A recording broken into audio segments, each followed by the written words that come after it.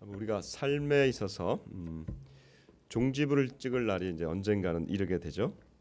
그때 여러분 어떤 감정들이 들겠습니까? 삶에 있어서 나의 삶을 이제 종지부를 찍어야 되는 그 삶 가운데 그 시간에 아마 많은 생각들이 있겠지만 회환이 있을지 않을까 싶습니다. 내 삶에서 꼭 이루고 싶었는데 그것을 이루지 못하고 떠나야 되는 삶에 대한 회환, 이것이 있을 수 있겠죠. 어떤 이는 의사로 삶을 살았지만 그의 내면에는 예술가의 적성이 있어서 그것을 언젠간 이루어보기를 원했던 그런 삶일 수도 있겠고, 어떤 이는 건축가로 살았지만 평생 그는 마음속에 여행가로 살기를 원했던 자유로운 영혼이었을 수도 있겠습니다. 그럼에도 불구하고 그것을 이루지 못한 꿈들이 우리에게는 다 있습니다. 아마 우리 마지막에는 그러한 삶이 되지 않을까, 그러한 감정이 있지 않을까 싶습니다. 오늘 우리는 우리의 삶에 있어서 우리가 다 하지 못하는 그러한 삶을 맞이할 때 우리는 어떤 태도를 보여야 되는지 오늘도 본문을 통해서, 특별히 오늘 창세기 마지막 장 오늘 보면서 같이 좀 정리하기를 원합니다. 창세기 오늘 마치는 건 아니고 이제 8월 마지막 주에 우리 수련회 다녀와서 8월 마지막 주에 우리 창세기 마무리하고 9월부터 출애굽기에 들어가겠습니다. 오늘 이 50장에는 두 사람이 나오고, 중요한 두 사람이 나오고, 그 두 사람의 동일한 죽음이 나옵니다.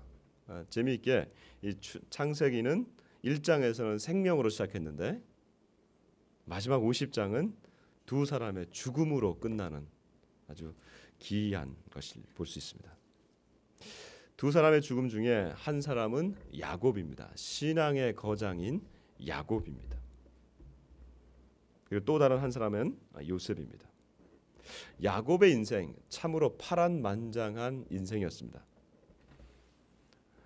그는 쌍둥이로 태어나서 그의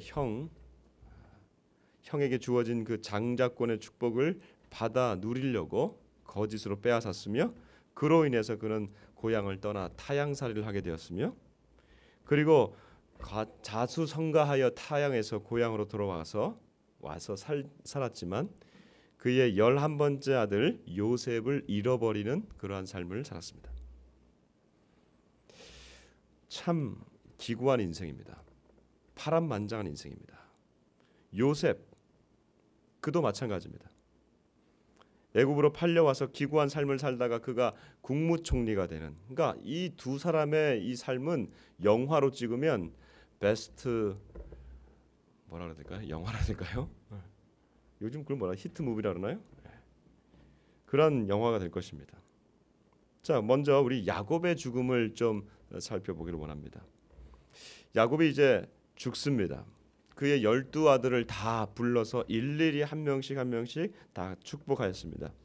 그리고 그가 남은 마지막 유언을 그에게 이렇게 얘기하고 있습니다. 그는 147세를 일기로 죽습니다. 여러분, 147세 정말 대단한 나이 아닙니까?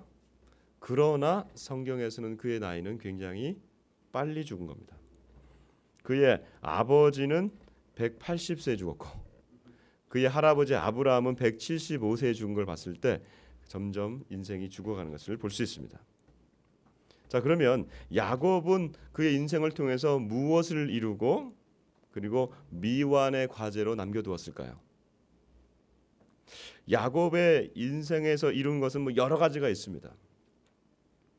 여러 가지 인생들의 과업이 있습니다. 그러나 딱 하나를 말한다고 한다면 그의 할아버지 아브라함, 그의 아버지 이삭에게 하나님이 주었던 그 복을 야곱이 받아서 그에게는 12아들에게 다 나누어 주고 그 12아들이 후에 이스라엘의 12지파가 되는 놀라운 축복을 그가 이루었습니다.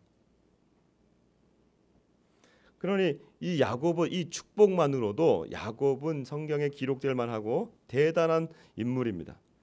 그러나 그의 삶에 있어서 다 끝나지 못한 미완의 과제가 있습니다. 미완성이죠. 여러분, 여기서 우리가 미완성의 얘기를 할 때, 삶에 있어서 미완성의 얘기를 할 때 이런 문제는 아닙니다. 내가 삶에 있어서 얼마나 살을 많이 뺐느냐, 이런 문제 아닙니다.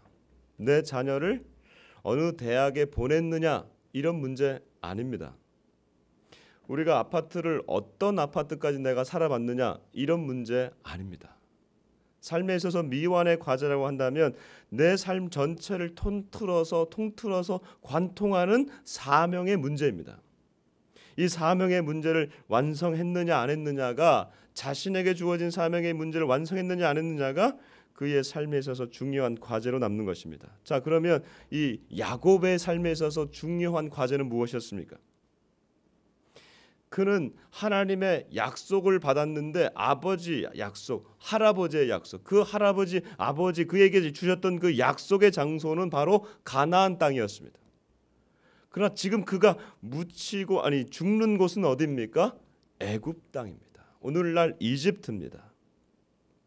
이집트에서 그가 죽어서는 그에게 있어서 주어진 이 사명을 완수할 수가 없습니다. 그에게 있어서 중요한 사명은 바로 그 가나안 땅에서 올라가야 됨에도 불구하고 그는 가나안 땅에 올라가지 못하고 이곳 이방 땅 애굽에서 죽습니다. 그래서 그가 이 마지막 유언을 이렇게 남기고 있습니다. 우리 49장 한번 보겠습니다. 이제 창세기 49장 29절에서 31절 세 절을 같이 한번 읽어보겠습니다. 49장 29절에서 31절 같이 한번 읽습니다. 시작. 그가 그들에게 명하여 이르되 내가 내 조상들에게로 돌아가리니 나를 햇사람 에브론의 밭에 있는 굴에 우리 선조와 함께 장사하라. 이 굴은 가나안 땅 마므레 앞 막벨라 밭에 있는 것이라. 아브라함이 햇사람 에브론에게서 밭과 함께 사서 그의 매장지를 삼았으며 아브람과 그의 아내 사라가 거기 장사되었고 이삭도 그의 아내 리브가도 거기 장사되었으며 나도 레아를 그곳에 장사하였노라. 아멘.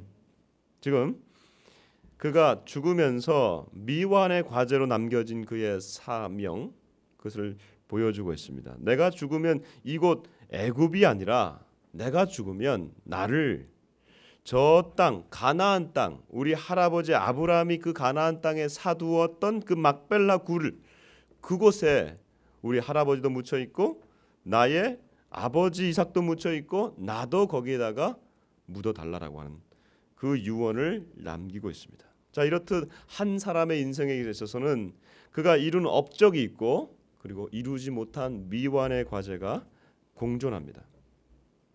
이젠 또 다른 사람의 죽음을 보겠습니다. 그 사람은 바로 요셉입니다. 그는 147세, 아버지 147세 나이보다 37세 적은 110세에 죽었습니다. 여러분, 이 110세 지금도 굉장히 많은 나이지만 그 당시 그의 할아버지부터 쭉 내려오는 그 나이들을 보면 굉장히 빨리 죽은 겁니다. 점점 인간이 타락한 이후에 이제 그 나이가 오늘날의 나이와 점점 이제 비슷해 가고 있는 것을 알 수가 있습니다. 창세기 시작할 때는 뭐 900살 살다가 이제 마지막 때에 오니까 110세, 거의 비슷한 인간의 시대로 돌아왔습니다. 여러분, 이 요셉은 어떤 사람이었습니까? 그는 어떤 업적을 이루었습니까?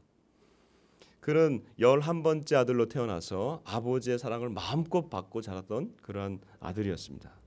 하루아침에 노예로 팔려가서 그가 애굽으로 팔려가는 기구한 인생을 산 또 그 인생이었습니다. 그러나 하나님의 도우심을 통해서 그 애굽 땅에서마저도 그가 국무총리가 되는 하나님 놀라운 돌보심을 그가 경험한 자였고, 그리고 그를 팔았던 가족을 오히려 그 흉년에서 그 가족을 전체를 살리는 그러한 업적을 이룬 사람이었습니다. 그러나 그에게 있어서도 미완의 과제는 남겨져 있습니다.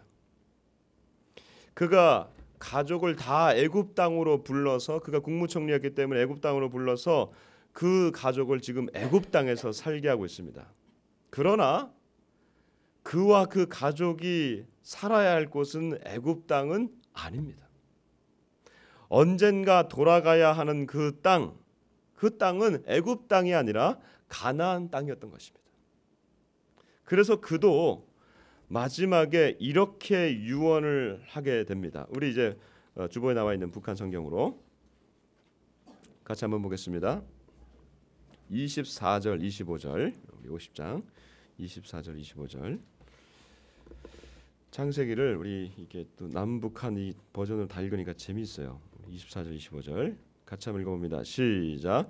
요셉이 일가 사람들에게 말하였다. 나는 이제 죽을 터이지만 하나님께서 반드시 너희를 찾아오시어 이 땅에서 이끌어내시고 아브라함과 이삭, 야곱에게 주겠다고 맹세하신 땅으로 올라가게 하실 것이다. 다시 요셉은 이스라엘 자손에게 서약을 지켰다. 하나님께서 너희를 반드시 찾아오실 것이다. 너희는 그때 여기에서 내 뼈를 가지고 그리로 올라가거라. 아멘.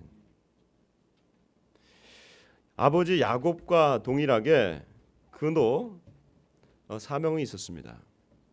이 애굽 땅에서 묻히는 것이 아니라 반드시 나는 여기서 죽지만 나를 나중에는 꺼내서 가나안 땅으로 보내달라라고 하는 그 유언을 남깁니다. 자, 여기서 보면 나는 죽을 터이지만 나는 죽지만 이 표현은 정말 의미심장한 말입니다. 요셉의 삶에 있어서 그도 이루지 못한 사명의 미완의 과제를 남겨두고 떠난다건 그러한 삶을 보여주고 있습니다. 아버지 요셉과 같이 미완의 과제를 남겨두고 떠난 인생이었습니다. 자, 이렇게 우리는 이제 두 사람의 죽음 보았고 그들이 이룬 업적들에 대해서 봤습니다. 그러면 이 오늘 본문에는 이 두 사람의 죽음 사이에 또 한 그룹이 나옵니다. 그 그룹이 누굴까요? 바로 요셉의 형제들입니다. 이 요셉의 형제들은 두 죽음 사이에 끼어 있는 한 그룹입니다. 이들은 야곱의 아들들이기도 하고 요셉의 형제들이기도 합니다. 이들 때문에 요셉은 애굽으로 팔려 내려갔고 요셉 때문에 이들은 애굽으로 내려와 살게 되었습니다. 이제 아버지가 죽었습니다. 이 가정의 유일한 버팀목이었던 아버지 야곱이 죽어버렸습니다.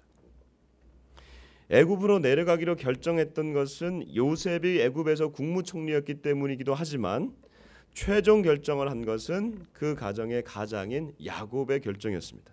아버지가 이제 우리가 가나안 땅을 떠나서 애굽으로 내려가겠다 결정했던 것이 아버지였고 이 형제들과 이 요셉 사이에서 이 모든 긴장 관계를 보호해주고 막아주었던 유일한 사람은 바로 이 아버지였습니다. 그리고 이 어머니들은 4명의 어머니들로서 이 가정은 배다른 형제들이었습니다. 12형제 중에 요셉의 형제는 마지막 막내인 베냐민밖에 없었고 나머지는 다 배다른 형제들이었습니다. 유일하게 이들을 이 핏줄을 연결해 주는 사람은 바로 아버지였는데 이제 아버지가 죽었습니다. 그러니 이 가정에는 긴장감이 흐르고 있다가 그 긴장이 실제로 아버지가 죽고 나자 터져나오기 시작합니다. 형들에게 있었던 20년 전에 형들과 만나서 화해했던 그 화해는 어디로 간지 사라져버리고 형들에게는 두려움이 엄습합니다. 우리 15절을 같이 한번 읽어보겠습니다.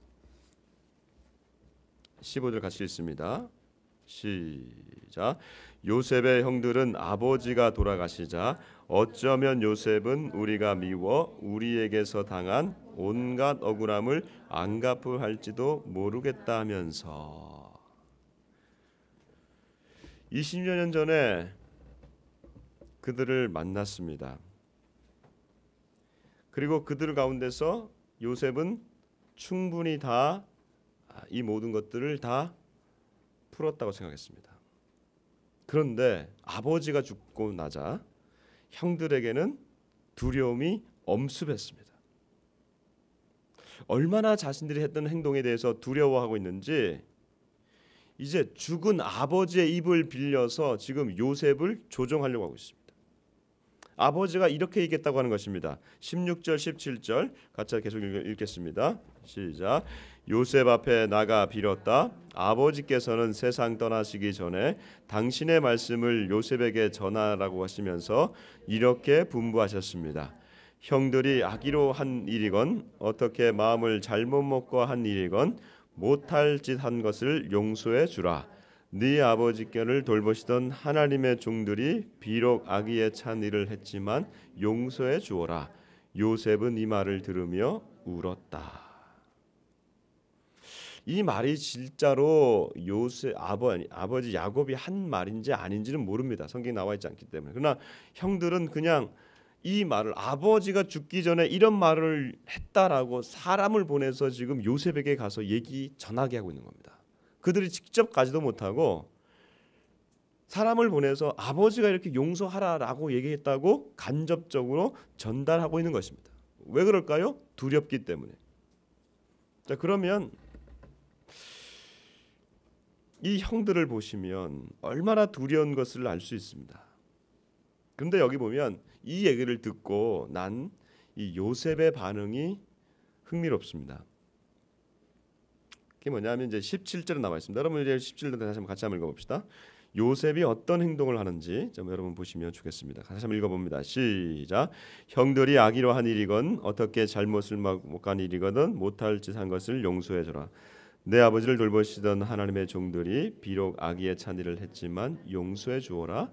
요셉은 이 말을 들으며 울었다. 분명히 잘못한 것을 지적합니다. 그들이 악한 일을 했다라고 얘기합니다. 그런데 지금 여기 보면 뒷부분에 보면 요셉이 울었다라고 얘기합니다. 아니 왜 요셉이 갑자기 울까요? 억울해서 울까요? 서러워서 울까요? 아니면 분노에 차서 울까요? 이제 아버지가 죽었기 때문에 그냥 이 형들에 대해서 이제야 내가 원수를 갚을 날이 왔다. 수십 년 동안 내가 이를 갈고 있었다. 이제 내가 갚아버리겠다면서 그 서러움에 복받쳐서 우는 것? 이상합니다. 이제 아버지가 죽었기 때문에 이제는 그 복수에도 누구도 이를 제지할 사람이 없습니다. 근데 왜 요셉이 우는 걸까요? 원래 요셉은 눈물이 많은 사람이었습니다.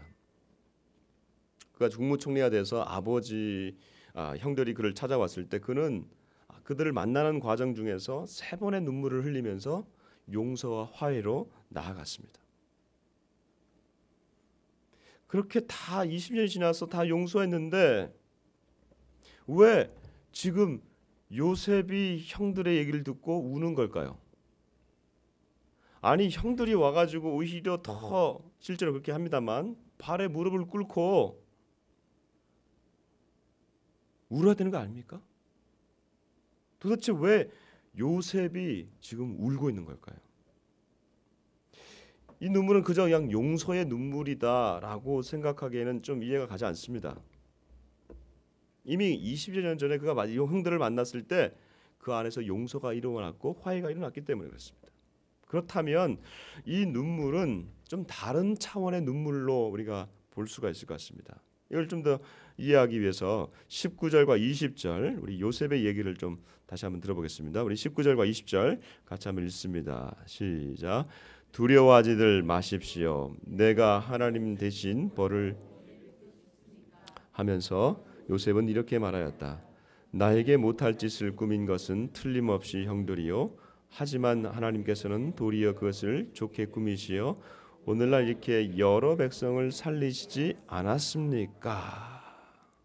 여기 보면 분명하게 요셉은 인식하고 있습니다. 형들이 나에게 잘못한 것이 잘못이 아닙니다 라고 얘기하는 게 아니에요. 형들은 나에게 분명히 잘못했습니다. 그러나 그 잘못, 악한 행위를 하나님은 선으로 바꾸셨습니다. 하나님은 선으로 바꾸셔서 나를 살리시고 그리고 오늘날 당신들을 살리시고 백성들을 살리신 겁니다. 이 고백은 정말 아무나 할 수 있는 고백이 아닙니다.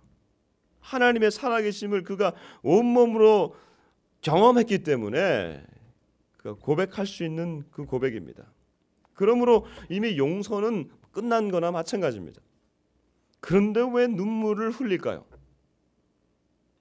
저는 이 눈물은 단순한 용서를 넘어서, 화해를 넘어서 미래를 향한 눈물로 보고 싶습니다.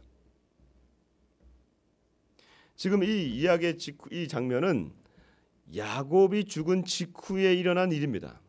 그의 아버지 야곱이 죽고 난 이후에 장사를 다 마치고 장례식을 마치고 돌아와서 형들이 지금 이 동생 요셉에게 전하는 얘기입니다. 요셉은 그 얘기를 듣고 눈물을 보임으로써 이제 과거에 매여 있는 것이 아니라 미래를 향해서 더 전진해 나가기를 원하는 눈물을 흘리고 있습니다.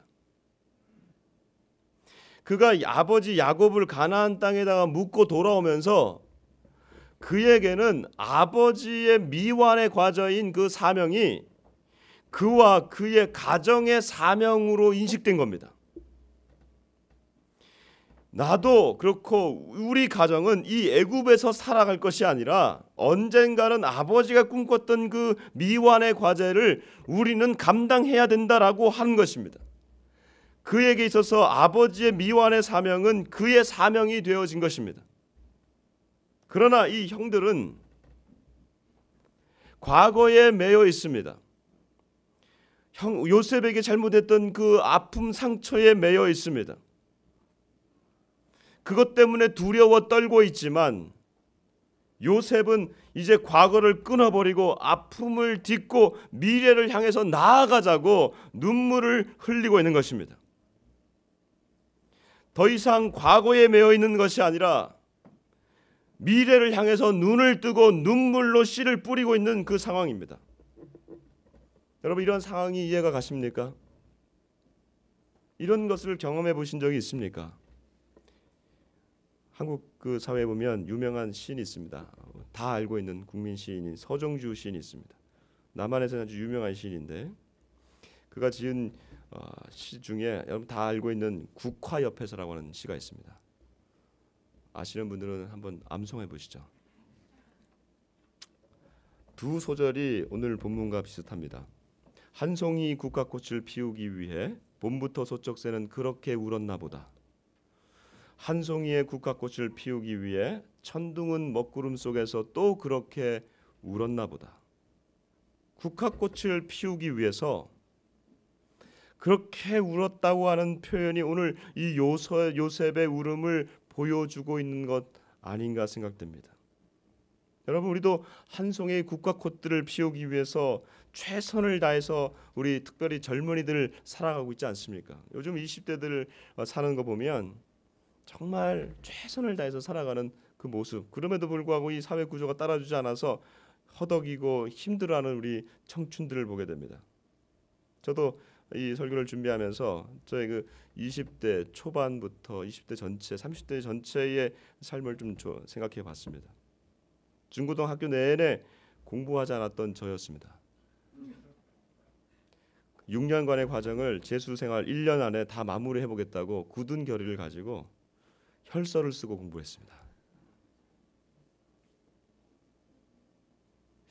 그렇게 공부하니까 대학은 가긴 가더라고요. 대학 가는 게 중요한 것이 아니었습니다. 대학교 내내 웬만하면 도서관에 가서 제일 좋은 자리를 차지하려고 첫 차를 타고 집을 나와보기가 수십 번이었습니다. 영어 단어 외운다고 버스나 지하철 안에서 단어장을 들고 꾸벅꾸벅 졸면서 외우지도 않는 그 영어 단어장을 손에서 놓지 않았던 것이 인생이었습니다. 정말 치열하게 살았던 20대, 30대 유학생활이었습니다. 그러나 그 20대 초반에 그렇게 치열하게 살았지만 제 안에는 만족함이 없었습니다. 열심히는 살았지만 채워지지 않는 인생의 의미를 발견하지 못했습니다. 그렇게 군대 다녀와서 저는 주님을 만났습니다. 그 전에 희미하게 알고 있던 주님을 인격적으로 만났습니다. 한 다음에 하나님께서는 저에게 나를 향한, 내가 치열하게 살아가서 내가 만들어내는 계획이 아니라 하나님이 나를 향한 당신의 계획을 보여주셨습니다. 그리고 구체적으로는 그 후에 이 민족의 회복에 대한 나에 대한 사명을 저에게 주셨습니다. 그 이후에 저는 이 한 송이 국화꽃을 피우기 위해 그렇게 소쩍새가 울어야 하는지 그것을 몸으로 조금이나마 알면서 경험하면서 이루면서 살아온 것 같습니다. 그전에는 나의 삶이 중요했고 내가 이루는 삶을 살면 됐고 그것이 어느 정도 성취가 되면 거기에서 만족했지만 그것이 이루어지지 않으면 그 과거에 매어 있는 분노와 상처로 인해서 깊이 인박혔던 그러한 삶이었던 것을 기억합니다. 그러나 사명을 받은 후에 하나님이 나를 통해서 이루고자 하는 그 사명을 받은 후에는 내가 흐르는 그 눈물이 나를 향한 눈물이 아니라 이 시대를 보면 왜 이렇게 눈물이 나는지, 아파하는 사람들을 보면 왜 이렇게 눈물이 나는지, 죽어가는 영혼들을 보면 왜 이렇게 안타까운지, 이게 주님이 주시는 마음이 아닐까 싶습니다. 여러분, 우리는 나의 국화꽃을 피우기 위해서 그렇게 많은 투자를 하지만 정작 주님이 나를 통해서 피우기를 원하시는 그 꽃을 무엇인지 알려고도 하지 아니하고 정작 알았다 하더라도 그것을 위해서 한 시간을 투자하는 것을 아깝게 생각하는 그러한 자들입니다. 아직까지 이 안에서 우리가 가운데 하나님이 나를 향한 계획을 발견하지 못했다면 그 삶을 찾아가시기를 주의 이름으로 축복합니다. 하나님이 마지막에 우리가 하나님 앞에 섰을 때에 우리 인생에서 카운트하시는 것은, 가장 중요하게 여기시는 것은 나의 삶을 살다가 온 그 기간이 아니라 내가 하나님 앞에 받은 사명을 받고 깨닫고 그것을 살다 온 그 기간이 가장 중요하기 때문에 그렇습니다. 사명의 길, 힘들고 어렵더라도 우리는 가야 하는 길이 나의 인생의 길입니다. 그러나 이러한 길을 간다고 해서 우리가 우리의 시대에 이 사명을, 각자의 사명을 다 완수하고 떠날 수는 없을 것입니다. 지금 이 시간에도 수많은 사람들이, 우리가 예배드리고 있는 이 시간에도 수많은 사람들이 하나님의 부르심을 받고 이 세상을 떠나고 있습니다. 누구도 하나님 앞에 섰을 때에 주님, 제가 당신이 주신 그 모든 일을 다 마치고 돌아왔습니다 라고 당당하게 얘기하는 사람은 없을 겁니다. 야곱도 그랬고 요셉도 미완의 과제를 남기고 떠났습니다. 저와 여러분도 아마 거의 마찬가지일 겁니다. 저도 제가 하나님 주셨던 이 민족의 회복을, 복음으로 회복되는 것을 다 보지 못하고 떠날 수도 있을 것 같습니다.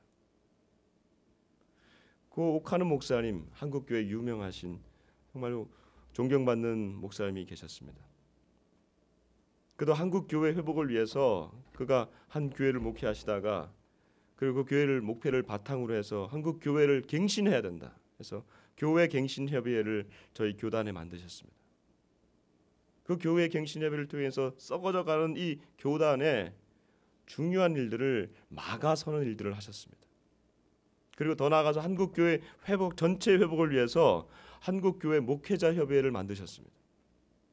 그리고 교회를 세우기를 그렇게 바라고 한국교회 회복을 그렇게 바라셨던 그 목사님, 오히려 회복은커녕 더 악화되어져 가는 4년 전 어느 날 태풍 곰파스가 우리 서울을 덮쳤을 때에 그날 그 아침 태풍과 함께 조용히 서울대병원 한 병실에서 세상을 떠났습니다.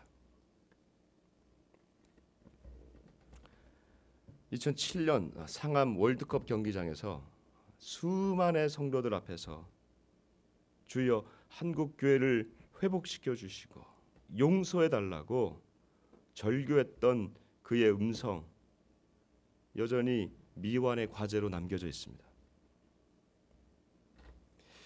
여러분, 우리는 어떻게 할까요?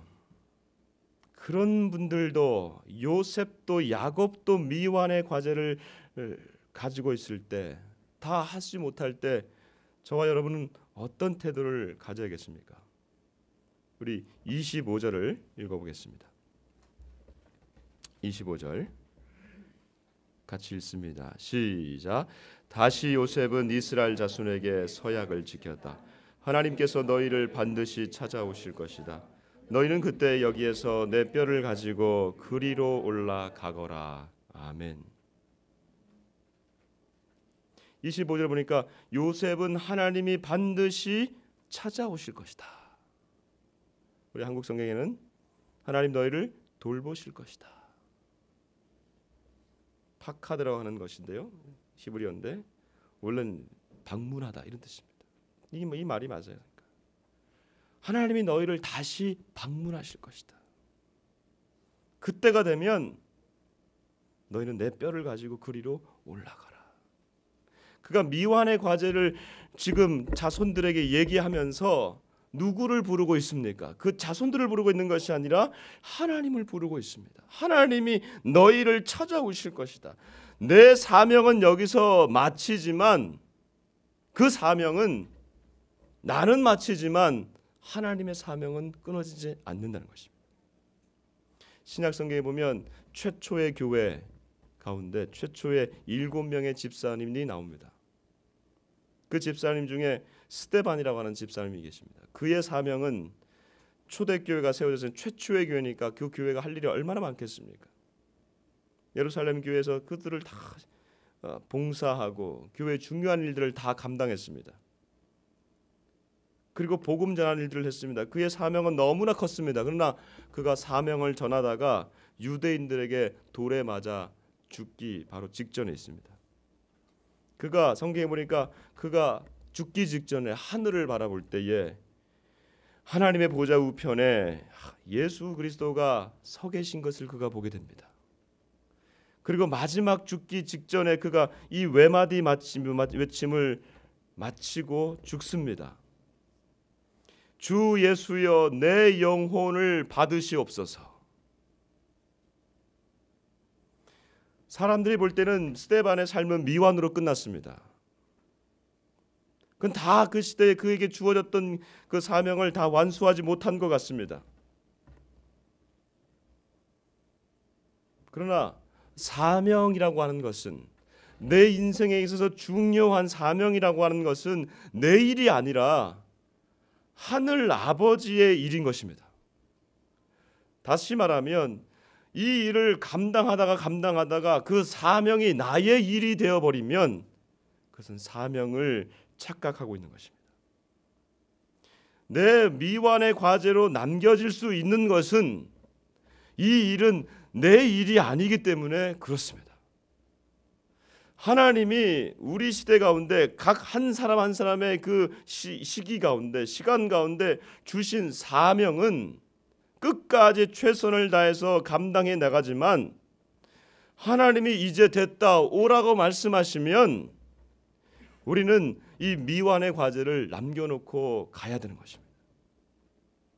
하나님이 보실 때는 사명이 중요한 것이 아니라 그 일을 얼만큼 했느냐가 중요한 것이 아니라 그 사명을 최선을 다해서 살아온 저와 여러분을 주목하고 계십니다. 그래서 스데반의 이 고백, 주 예수여 내 영혼을 받으시옵소서라고 하는 그 고백, 이것이 사명자의 태도이고 주님께서 우리 가운데 주목하시는 자세인 것입니다. 내가 얼만큼 이루었느냐가 중요한 것이 아니라고 하는 것입니다. 하나님이 나를 통해서 하시고자 하는 그 일을 얼만큼 내가 최선을 다해서 했느냐, 하나님을 사랑하면서 그 일을 했느냐, 이것이 훨씬 더 중요한 것입니다. 제가 어제 저녁에 설교를 준비하고 있는데 통상적으로 설교 준비를 제가 조금 늦게 하는 편입니다. 이게 항상 이게 목요일이나 금요일에 끝내야 되는데 항상 이 토요일 주일 한 12시 정도에 끝납니다. 그러니까 얼마나 이 스트레스 지수가 높은지 당해보지 않은 사람은 모릅니다. 한참 이제 사람들 다 보내고 이제 막 9시부터 7시부터 막 준비하고 있는데 여기 오늘 이제 4층이 나갑니다. 4층이 나가고 중요한 그 건물 자재들이 있어요. 그래서 내일 오늘 아침에 이제 들어와서 철거 팀들이 있기 때문에 그 들어오기 전에 했는데 우리 건물주가 여기 또 우리 전체 건물주가 우리 교회를 얼마나 사랑하시는지 거기 보면 좋은 거울이 하나 있습니다. 이 거울을 교회가 쓰지 않겠냐고 그래서 제가 너무 좋죠. 쓰겠습니다. 그래서 그거 잠깐 뜯었습니다. 한 1시간이면 같이 뜯을 수 있다 가지고 이 건물주와 함께 이 교회를 사랑하는 건물주와 함께 이 거울을 뜯었습니다. 뜯고 나니까 너무 무거운 거 이게 내려오는데 너무 힘들었어요. 그래서 죽는 줄 알았어요. 그래서 교회에다 어디다가 한 푼이라도 세워놔야지 그러고 있었는데 이 건물주가 교회를 얼마나 사랑하는지 이거 다 합시다 그러는 거예요. 새벽 1시까지 달았습니다. 여기 들어오는 거 보셨어요? 예, 좋아요?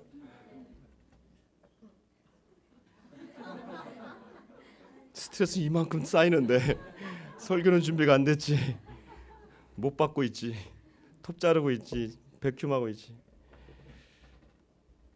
그러면서 저희 아버지가 교회를 개척했을 때 그 마음이 들었습니다. 봉천동에 아버지가 교회를 개척해서 한차 일들을 했는데 교회를 옮길 때마다 모든 이 공사를 아버지가 다 하셨어요. 저는 옆에서 이제 망치 드리고 못 드리고 이제 그런 일들을 했었는데 아버지의 마음은 그때 아버지의 심정이 이랬겠구나.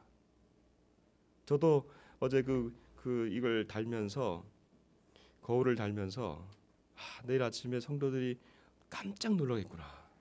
그 마음 너무 좋은 거예요. 또 한편으로는 또 설교를 준비하면서 저게 이런 마음이 들었습니다. 내가 아무리 이렇게 일들을 하고 교회를 개척해서 1년 6개월이 되어서 지금까지 하나님 일들을 계속해 오지만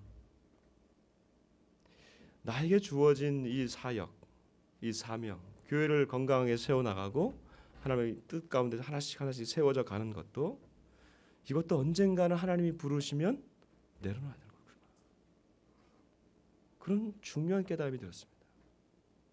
교회를 향해서 내가 세운 교회고 주님이 저를 통해서 세운 교회고 하나님이 이것을 통해서 점점 일들을 감당해 나갈 때에 마치 이 교회 사역이 사명처럼 그리고 나의 일처럼 되어버리고 나의 어떤 특정한 사람들의 이름이 거론되고 헤어진다면 사명을 망각하고 착각하고 있는 것이 아닌가 생각이 들었습니다. 순간 어제 그 거울을 달면서 그 마음이 들었습니다. 사랑하는 성도 여러분, 우리에게는 이 시대 가운데 살아가야 되면서 이 시대를 살아가면서 우리에게는 하나님이 주시는 각자의 사명들이 있습니다. 그 사명을 살아가기가 어려운 시대입니다. 예수 그리스도를 통해서 새로운 삶을 받고 내 계획이 아니라 하나님은 자꾸만 당신의 계획을 나에게 말씀하십니다. 근데 그것은 나의 하나님의 계획이 아니라 하나님이 나를 통한 계획을, 그러니까 다른 말로 하면 나의 참된 계획을 하나님이 하기를 원하십니다. 그 길을 걸어가는 데 있어서 우리는 어렵고 버겁고 눈물을 흘릴 때가 있습니다. 그러나 하나님이 원하시는 그 눈물은 어려워서 회피하는 눈물이 아니라 우리가 적극적으로 미래를 향해서 하나님이 주시는 그 사역을 위해서 그리고 그 사명의 참된 완성을 위해서 미래를 향한 눈물을 흘려나가기를 원하고 계십니다.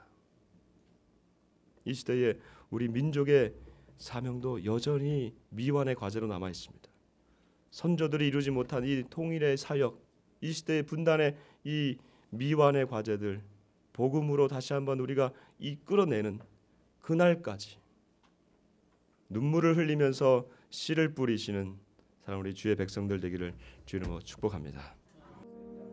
하나님, 우리 앞에 죽음의 길이 놓여 있습니다. 매 순간 죽음 같은 인생을 살아가고 있는 우리의 연약한 인생이었습니다. 주님, 이 시간 간절히 기도하오니 죽음과 죽음 골짜기 가운데에 생명의 길을 내신 예수의 삶을 살게 하여 주옵소서. 그리스도를 좁는 삶을 계속해서 선택하게 하여 주옵시고 예수님을 통해서 새로운 삶을 받았사오니 내 삶이 아니라 새로운 피조물로서 살아갈 수 있는 우리 성도들 되게 하여 주시기를 원합니다. 이번 한 주도 그렇게 살게 하여 주옵시고 죽음의 영향력 가운데서 더 크신 하나님의 생명의 역사로 일어서게 하여 주옵소서. 감사하며 예수님 이름으로 기도드립니다.